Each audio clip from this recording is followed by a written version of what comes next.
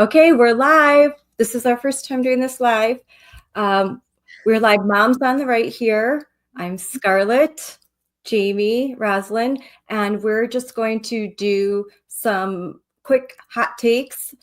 Well, I guess it's not hot takes because the speech was yesterday, but we're going to talk about President Trump's address to the nation yesterday and a few other things. The Moms for Liberty Restorative Justice 2-hour live seminar yesterday was amazing, and we wanted to discuss that really quick too. So to start, I just am putting what I think is the face of the Democrats yesterday. Like, there you go. Jump right into it, Scarlett. Yeah, wow. Like not even any warning. Yes, this is I think this image can sum up the face of the woke left or Democrats through the whole 2-hour speech. Right here, this individual, the purple-haired sourpuss face of folks who look like they don't really like America very much, and they don't really love Americans because they sat completely silent through the whole speech. Well, except at the beginning when they were loud and obnoxious. I'm sorry, Scarlett. I just saw this one comment that says, "Does she live in a gingerbread?" Yeah, it kind of looks that way, right? Yeah, looks that way. Sorry. She's going to eat the children. Yeah. Like this is. I was questioning. She's definitely gonna fatten you up. She's gonna fatten you up. Them. I think this is a female, right? You never know these days. But that look, and they were holding up paddles. I'll find another image of that, but they were holding up paddles the whole night, and they wouldn't even stand for some of the most heartwarming, tear-jerking things that happened. So I'll let you guys have a turn. What impacted you most last night? Jamie, you want to go? I mean, I watched it with my whole family, my 3 daughters who are 14, 11, and 7, and my husband. And outside of the consistent commentary from Living with a House of Ladies, and I'm like, shh, I'm trying to hear this. It was. I think I posted on X that like you could see it was a very stark, drastic difference in between the patriotism and the clapping and the respect that, the American people were showing on one side of the room, and the complete disrespect from the other side. And you can't explain that away to kids. Like, they were seeing it with their own eyes. And they loved seeing DJ. They were kind of just like, look how excited he is. And they were blown away that their mom knows some of the people that were standing there that were recognized. January Littlejohn was there, and all of the families. And so I think that was the most meaningful part, is just, being able to experience it with my kids, and being able to say, look at these people who are here, and how President Trump is recognizing them, and the cheering and the clapping and the honoring the families of who have lost family members, whether it was to violent crimes or gender ideology, and then having to say, or not even try to explain it, but to show them, like, there are Yes. people in the room who don't support these things. These are not safe people. President Trump told a story. He told a story of America yesterday. The way his speech was one of the best I've ever seen him give. And then at several intervals, he had real life Americans stand up, and he acknowledged them. DJ, the 13-year-old boy that had brain cancer, to our friend January Littlejohn. There were just so many touching things that happened, and he weaved a story of America. It made me proud to be an American. I was teary-eyed, and my husband was watching with me, and he thought that he said the same thing, like, wow, I'm just so proud to be an American. And then look at these were the Democrats the whole time, stony-faced, sneering, just completely disrespectful. What are your thoughts, Rosalind? Yeah, I want to echo what each of you said, but then, I have this phrase that I try and live by. I don't always do it, is to be slow to know. And so I wondered as I was watching, the lack of support for these American stories, I started to wonder, okay, was it like this last year and I'm just not remembering? So Republicans were not in office or didn't have the lead at the time. And we were in an election cycle heading up. So was it so party drawn on support for everyday Americans and recognizing them? So I went back and watched last year's State of the Union with Biden. And so a couple of things, right? We have Maurice and Candace, who were recognized. Their daughter was 5 last year, and she was at the White House. She survived cancer. So we have a similar story of children this year, right, where Democrats are intentionally not standing up, not supporting them. Last year, the entire Congress got up and cheered for that family, right? That was bipartisan support for those Americans. We had Tyree Nichols last year, who was killed by 5 Black police officers. We had an entire Congress, an entire room standing up for him and for his parents who were there and giving them support, right? We had Brandon Say, who I couldn't get a good picture on, so I will totally own that I can't confirm or deny whether the entire Congress stood up. We had the father, Doug, whose daughter, Courtney, died from fentanyl and the border crisis. And the entire Congress last year, Democrats and Republicans, stood up for that family and cheered for them. And then you go on, and even Paul Pelosi, I could see how McCarthy last year stood up for him and said no to the attacks that happened to him. And so I look at this year, and now I've gone back and I've seen last year, we all stood together as Americans. When we recognize wrong is wrong, we're not worried about who's in power. And what I saw more than anything last night was it was a message to the man at the podium, not the people of America. And that's the disconnect that's what lost you this election, right? Because you are more concerned about a man than the American people. And that's what I saw last night.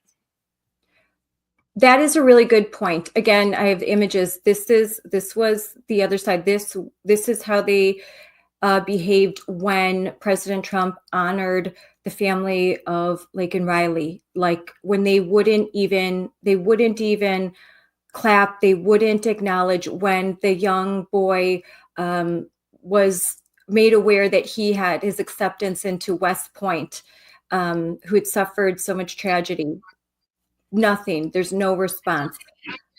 How do you not get tears of joy for DJ, right? And just that moment with him and Sean, the director of Secret Service, right? Like that is just that is so human and emotional, and that you can't stand up for that. It's a miss. I know, Roz, you texted me and you were like, "I'm not crying," and I'm like, "I am totally crying." Well, and I showed Jack the video this morning because my son Jack is, he's 12. And so he's watching this and he's like, that's so cool. Like this is a kid his age. He can so relate and see this. And he sees that it's wrong that half of our elected officials are like, nope. The children are watching. Yeah. I mean, in this image, you could see they could kneel for 18 minutes. This was in 2020, but they couldn't stand for Americans. They could kneel during the whole George Floyd incidents, but they can't stand for true heroes, families that have overcome adversity, for kids that are going to join the military and fight for our country. For a young boy, they would love nothing more than to serve his country in some capacity as police officer, maybe one day Secret Service agent. Now he's an official Secret Service agent. For the girls that are harmed when they play against biological boys in sports, for the moms who have had to rescue their children from gender ideology. It's just sad and it's really disheartening. And I hope that a lot of these people are, in next year, I hope they don't have seats in Congress. I really do. I hope that this image is made into a lot of commercials and a lot of people lose their job next year. Can I ask you too, what did you think of the response? If I butcher her name, I'm sorry, but Alyssa Stockton, what did you think of their response? I thought it was short, and trying to look at it objectively, it was short, and I think it tried to get to the point, but she said that to take a look at how the people you like vote. And I think that that's really important. Look at how they vote, because she's wearing pink, saying that she is standing up for women. She had just the day before voted to allow boys into girls' sports, men into girls' spaces. In California, grown men are going to be able to sleep in the same area as fifth grade girls because those men identify as women. So she voted for all of that. And so I'm going to look at how she voted, and she talks like she cares about women and girls, and she votes like she doesn't. Jamie, what about you? Have you seen anything about it? No, I watched it. I don't know. After the response of the Democrats in the room, like to get up and try to, explain away what we as American people experienced as opposed to what we saw and what we heard from the Democrats. Like, I just don't have time for you. I'm actually tired of talking about the Democrats. I want to talk about all the amazing people in the room that were acknowledged. They look crazy. I love it. Keep looking crazy. Like, well, for 1 second, let's just play this as a 7-second clip. Keep looking insane. We'll just watch this one time and then we'll look at the good stuff. Second, hold your elected officials, including me, accountable. Watch how they're voting. Go to town halls and demand they take action. That's as American as apple pie. Second, and to that, I agree. Officials. I agree. Let's hold them accountable. Let's watch how they're voting and demand to take action. That sounds exactly like what we do in Moms for Liberty. So we're all over it. I do want to give a shout out though on this, right? Like, I might not agree with what she said, but I at least agree with the delivery, right? And I go back to, I'm sorry, like Katie Britt last year, again, I'm comparing apples to like apples. And like, I remember watching Katie Britt last year, bless her heart. She tried so hard, but I couldn't wait more than anything after she went on last year to see the SNL skit as a result. So I commend them for I mean, like, it was such a miss last year, and I will give Elisa the credit where credit is due. She was articulate. She got her points across. She was all about herself. She was saying, what American people need to do, and every American person can take those calls to actions and deliver on them, which, we just demonstrated we're better at now. Yeah, I agree. That's why I was trying to be objective. Objectively, I thought her response was good because she didn't get into the weeds of wokeness. And that's what Democrat or people on the left tend to do. They tend to talk like us when they're on the national stage and when they're trying to get votes. They talk like us, but they vote like woke radicals. And so I'm just going to take her words to heart. Don't listen to what they say. Look at what they do. And how they vote. Mm-hmm. And here's on a good note, we have our friend January Littlejohn, who was sitting, oh my goodness, like right next to Melania Trump and to JD Vance's wife. I don't want to say her name wrong. Usha. I think that's right. Usha. Usha. Okay. I mean, oh my gosh, I can't wait to talk to her and find out what her experience was like.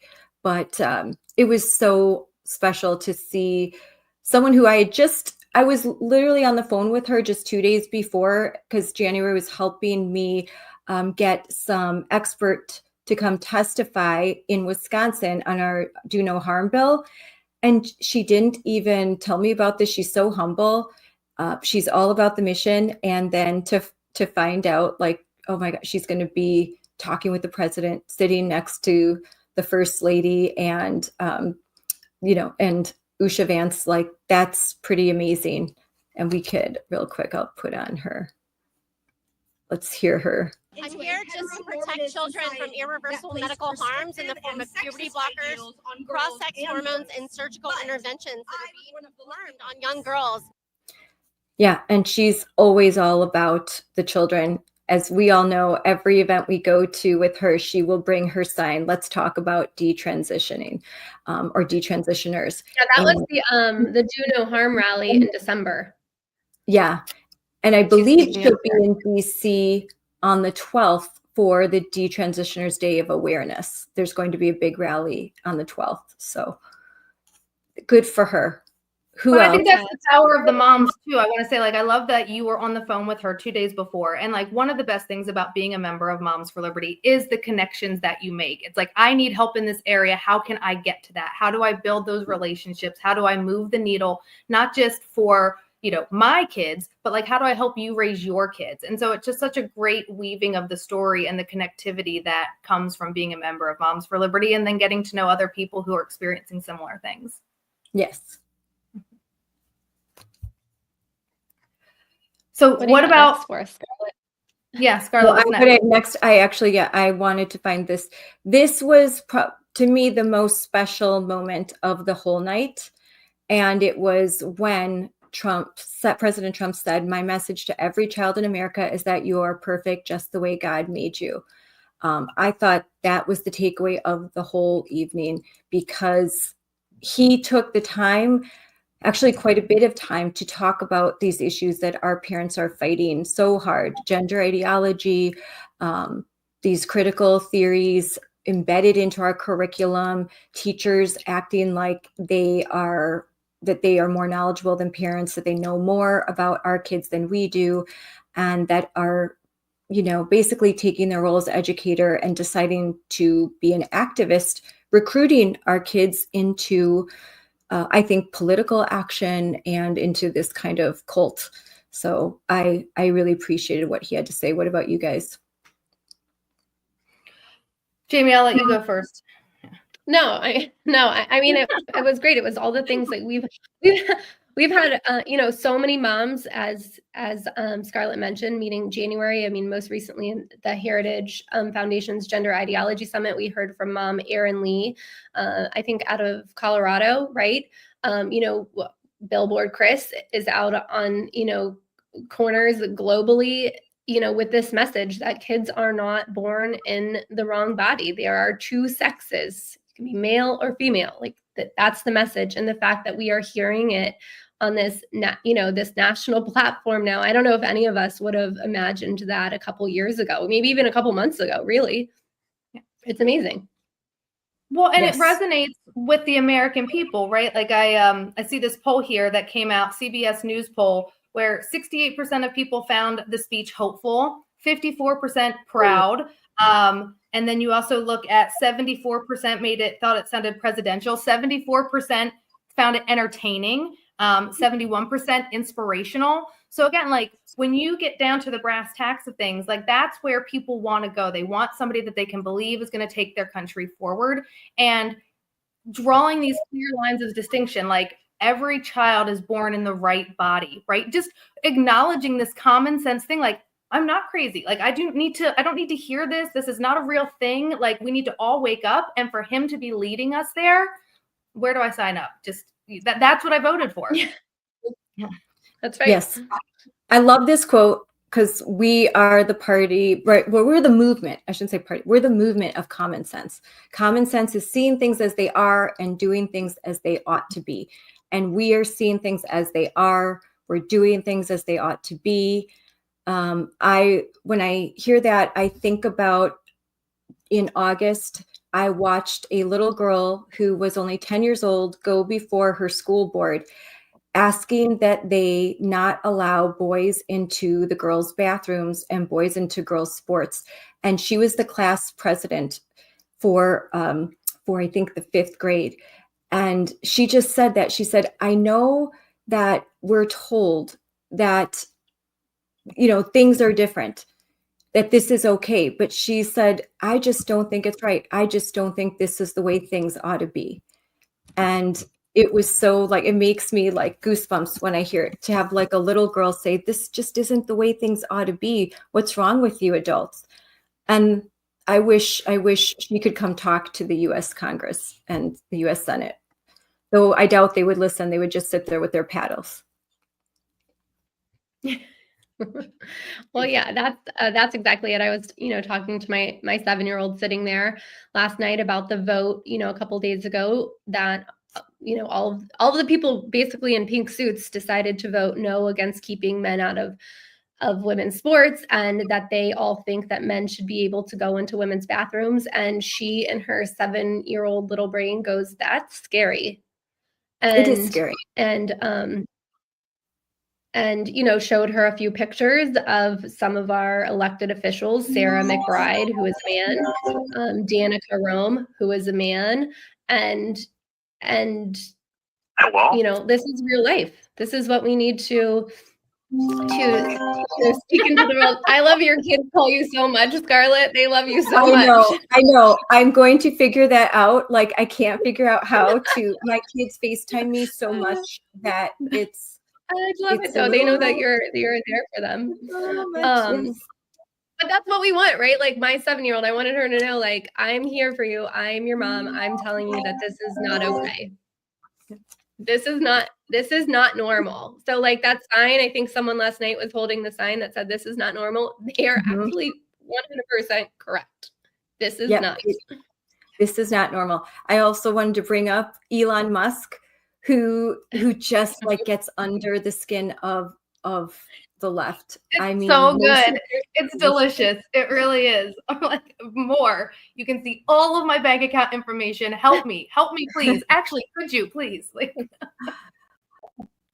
they've sort of like pinned all of their ire on Elon Musk, and then Trump is like, he's here, and he's just kind of waving. Don't volunteer. Don't volunteer yourself too much, Raz. Well, at least he's wearing a suit, right? And so I don't know if you guys remember that. Right, and now he's wearing a suit, right? So box check that. But one of the things when I went back and looked at last year's State of the Union, I'm like, oh, we don't have a UPS driver behind us anymore when we're looking at viewer left. We don't have an M&M, because Kamala Harris would always be poorly dressed. And I felt so bad. I'm like, who is dressing this woman? Like in brown suits to sit in a brown chair. I'm just like, that was I know. I'm like, can somebody get her a better stylist, please? Like, what is happening? And so we didn't see that. And I was like, well, this is refreshing not to see an M&M like shaped back there. Right. That's nice. That was unfortunate for sure. Yeah, no, we just saw a lot of pink. That's fine. A lot of pink. On Wednesdays we wear pink. Yeah. I said they should wear brown because they stand for scrotums. Oh my God. Parts of colons. They shouldn't wear pink. Like all right, they so pretend to be for women. They don't get to pretend that they're for women. They're not. That's what they do. They pretend. They're pretenders. So let them pretend. Whatever. You're not fooling anyone. Yeah, you're not fooling anyone anymore. And of course, there's this man. And we talked about her a little bit yesterday because Representative Mary Miller correctly referred to this person as Mr. and Gentleman, and they corrected the record for her, put it on official record, even though that's not what she said. And again, just more images. There they are, like on the phone, just, trying not to pay. Oh, here's this. So one of the things that brought us together, obviously, is Moms for Liberty. And so, Jamie, you have, your mom duty, right? You're multitasking between being here, watching State of Union, teaching and raising your kids the right way. And later today, though, you are going to be mystery reader. What are you going to be reading? I signed up to be a mystery reader. I'm going to go into lunch with my 7-year-old. She has been asking me, and then I'm staying to be a mystery reader. And so I am bringing in Libby Justice, which was authored by Tiffany Justice and Tina Deskovich, co-founders of Moms for Liberty. So I'm going to bring a few books in, but I'm definitely excited to read this story. How exciting that my 7-year-old knows the authors of this book. I mean, she was pen pals for a little while with Tiffany.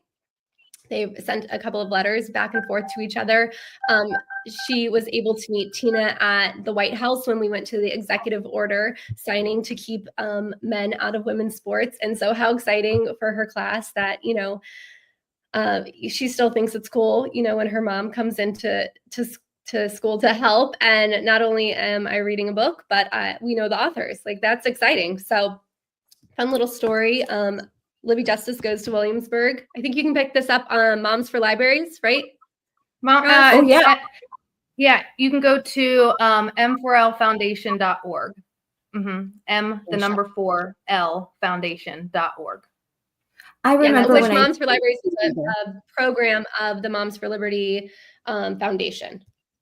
And so it is intended to put classical books that, are grounded in truth and, our founding into libraries across America. And so Jamie in Virginia is doing that there. And I live in Montgomery County, Maryland. And I recently submitted Libby Justice to be evaluated as a free choice reading book. So hopefully our kids in Montgomery County would be able to eventually have it in their libraries to pick up and learn about Libby's experiences in Williamsburg. So M4L. M4lfoundation.org. Yeah. Yeah. And it's nice to be for something, because sometimes we talk about the books that are in school libraries, which are inappropriate for children. They have content that is simply just unacceptable for young kids, topics that are too controversial, and topics that most parents would prefer to discuss with their kids in their house, reflecting their values. These are books that are wholesome, they're age appropriate, they represent real diversity. They show. Yeah, we've been able to get a handful of books through the Moms for Libraries programs into our schools. We had most recently Glenn Beck's Chasing Embers book, Great Battles for Boys. We got Tim Scott's book. I think that was, last year, maybe even the year before. So it's a great resource and an addition that we can contribute to our schools. So yeah, there are a lot of. I'll let you know. There's a lot of good books out there. There's a lot of there's new content being created, and my hope is with Linda McMahon as Secretary of Education that we can focus on new curriculums that are classical curriculums that are not ideological, that instead do the job of educating kids and tell stories again, and tell the important stories, the hero's journey, the things that inspire humanity. And basically, instead of this anti-human, the harm, the things that kids read, sometimes even if it's not disturbing in content, it's just sad or depressing, or it just doesn't make you feel good about yourself or good about being an American, or, they have nothing good to say about Western civilization.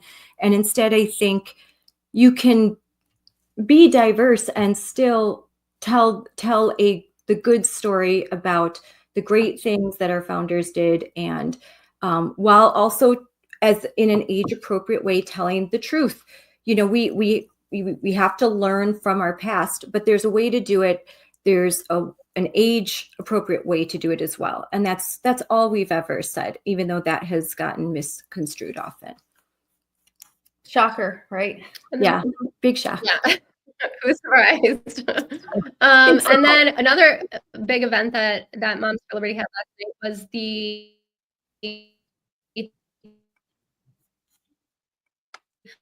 trainings on restorative justice through m4lu.org. So I think you had that to pull up, didn't you, Scarlett? Yes. Yep. I'm pulling that up right now.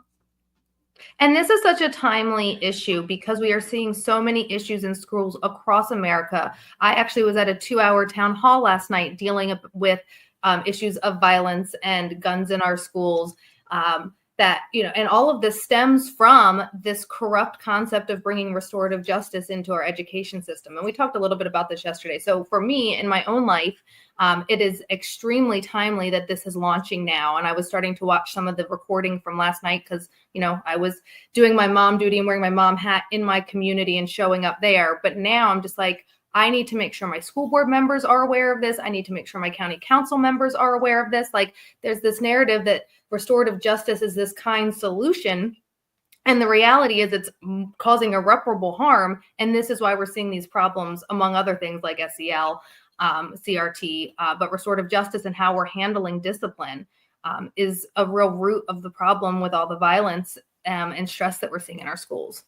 And I think a lot of we haven't talked about this enough, and I think we need to talk about it more now, especially considering that with the Trump administration in charge of the Department of Justice, the Department of Education, there is new guidance being rolled out that will roll back restorative justice or PBIS. There's different names for it in schools. And basically what it has done is strip teachers of every tool that they would have in their toolbox. And it's the MTSS, right? The multi-tiered systems of support. And PBIS, it's positive behavioral intervention solutions. And some of those have been around a while, but it started with a Dear Colleague letter from Obama. And that's where things really, with the Obama administration, basically saying that it's disproportionality, that there's a disproportionate amount of Black and brown students that are suspended or receive discipline from schools for disturbances or violent action. And so the solution was to just remove all of that, to take that out. And then after George Floyd, there was this huge outcry to take out all the school resource officers. And it's, Chesterton's fence, you don't take something down. You don't just take it down without understanding what you're doing. And that's what happened. We removed all of these things in schools without really understanding, well, what's that going to do? What's going to happen in schools when there isn't a security officer, when there's no ability for taking some kind of corrective action when there is a violent student that's causing a lot of disturbances. And again, like I said yesterday, the kids that are hurt the most are Black kids, are Hispanic kids. I grew up in Milwaukee. I went to Milwaukee public schools. They are predominantly in certain areas with Hispanic kids, Black kids, and, kids that are living in poverty or, right at that level. And so those are the kids that sometimes struggle the most in school. And then to allow a handful of kids that are causing problems to disrupt the learning for an entire school is wrong. It's just wrong. Unacceptable. And it's supposed to help. Yeah. So I encourage everybody to go to emperlu.org and learn about restorative justice, right? Educate ourselves. It's our responsibility as parents and community members to educate ourselves. Jamie, I'm sorry I cut you off. Go. No, you didn't cut me off. I was just seeing this. We had there's a comment on the side that just says, "Thank you for standing up for sanity," which I think is, we are pretty good at it. We're doing one comment at a time, one conversation at a time.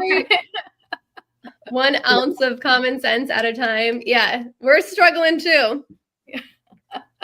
I'm a girl dad. Yeah, he's girl dad. And another. Oh, yeah, that's true. Only pure evil could refuse to clap for a kid. I just couldn't believe it when I saw it. That's absolutely right. Like, you're not going to clap for a kid with cancer who just became a Secret Service agent honorarily. Like, right.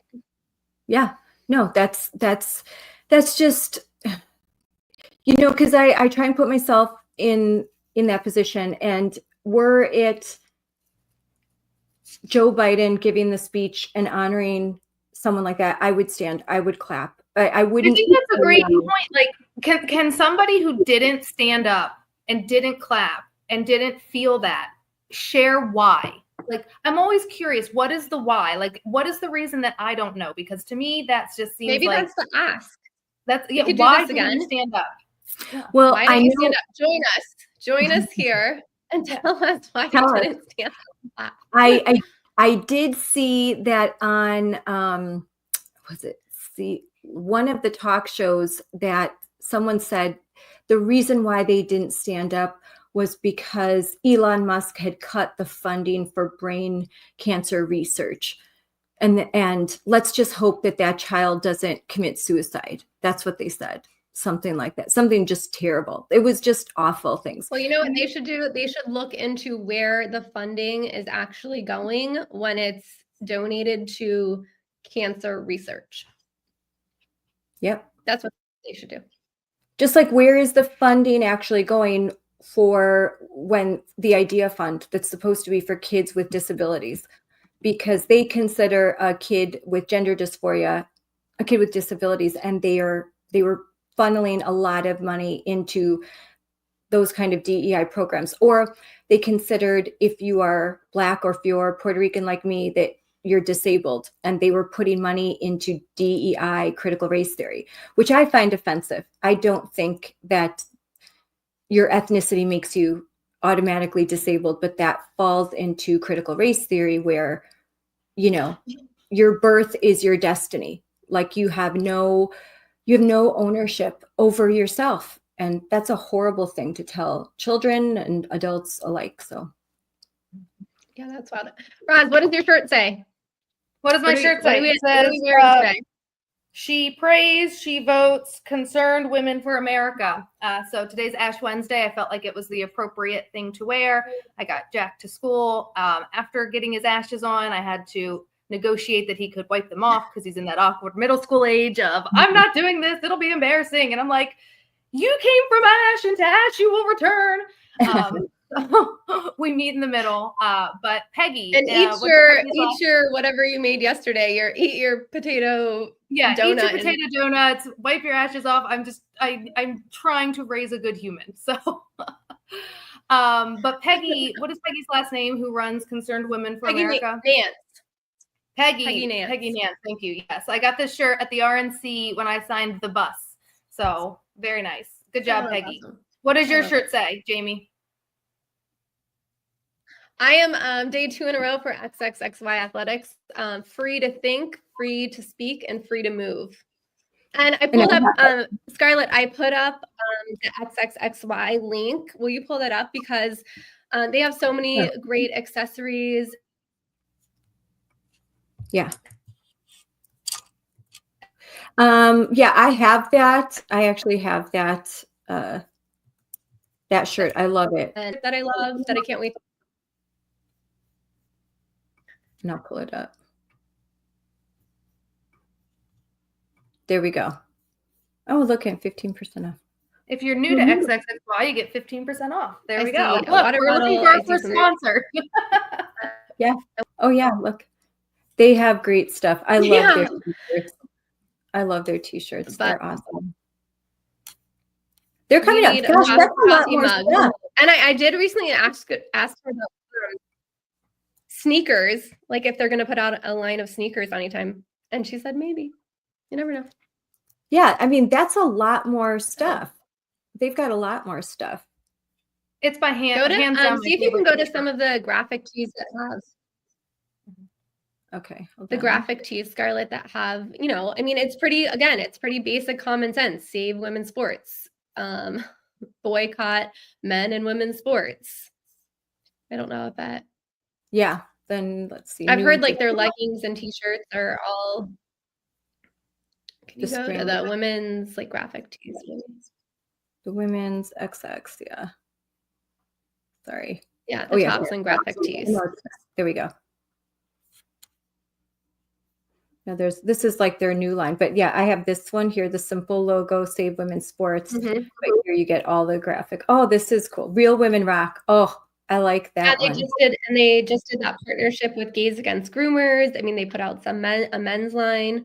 So this is cute. I love it. Yeah, I wear them all the time. I wear them all the time. Moms for Liberty has a. I'm pulling up their store next, actually.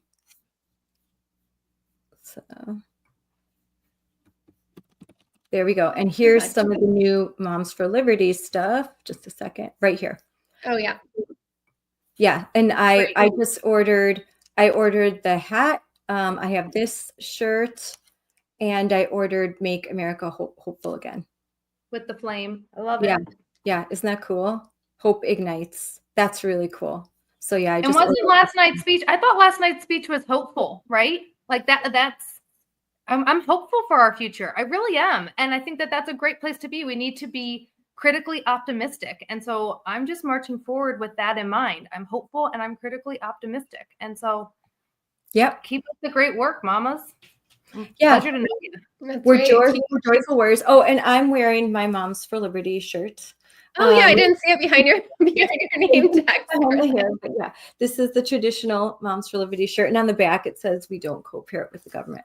I'm really excited to get some of this new merch. I already have the fight t-shirt, but I do feel hopeful. That's how I left the speech yesterday. I felt hopeful. I felt proud to be an American.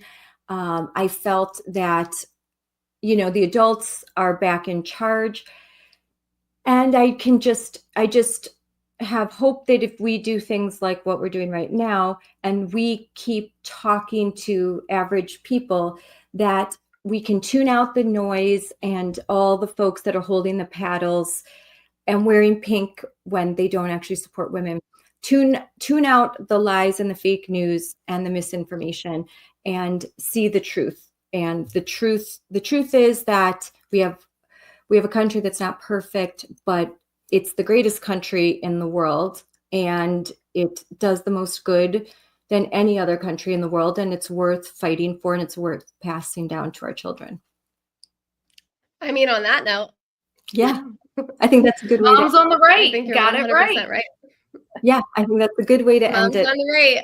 I gotta run because I have another Zoom meeting and then off to lunch and mystery reader time. So I hope you ladies have a great rest of the day. Have a great too. day and cherish that time because it goes by so fast. I have 5 children, and I know you have like a dozen FaceTime calls to return, so you gotta go. yes, I do. They got to the point where they were doing Find My iPhone. That's what my daughters start to do when I don't answer. So they're like, Mom, Mom, Mom, Mom, Mom. Take care, ladies. Take care, everyone. Bye. Bye. Bye.